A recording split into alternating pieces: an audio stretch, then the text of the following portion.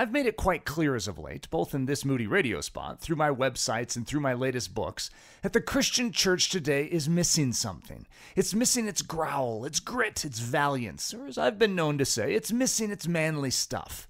Muscular Christianity may not be in vogue today, but I believe whether it's wanted or not, it's desperately needed. So all that said, this past Sunday morning I couldn't seem to say one entire sentence without breaking down in tears. There was no growl, no grit, and not a scrap of hairy-chested manliness in the room. I was a puddle of softness and tender-hearted weepiness, because in my arms was placed a newborn baby girl. It's amazing. I can talk all day long about the nobility, grandeur, and epic substance of the manly gospel of Jesus Christ, and then turn into a puddle of tears with the single mention of one of my little daughters. So here's the great irony of my life. My forehead is flint and my backbone steel when it comes to the issues of bringing the brave-hearted manliness back into the modern church.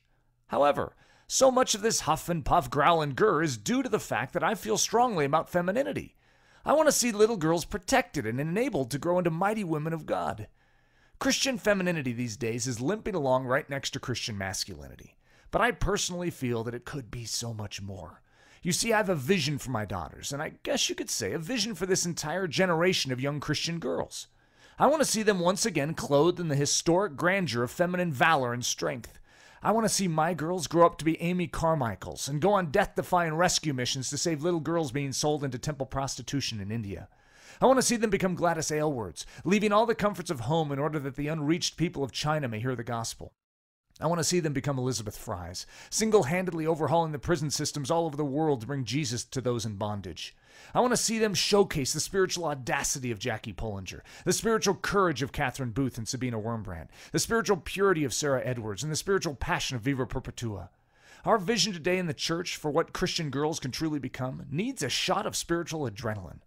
I've always said to Leslie that true Christian femininity, the sort of girl wholly given over to Jesus Christ and made beautiful by his indwelling grace, has the elegance and dignity of an Audrey Hepburn, and yet the radical poured-out abandon to the cross of an Amy Carmichael. It's not earthly beauty primping behind a mirror. It's a heavenly beauty in action in the back alleys of Bombay, rescuing the least and showing this world the startling mercies of our precious Jesus. If you want to get me choked up, start talking to me about my little girls. And I believe that if you want to get God choked up, start talking to him about his little girls. The manly stuff of the gospel might seem the polar opposite of the topic of little girls, when in fact, it's one and the same. It's the manly stuff that recognizes the potential power and punch of these little princesses. And it's the manly stuff that protects these little cherubs from Satan's agenda for them.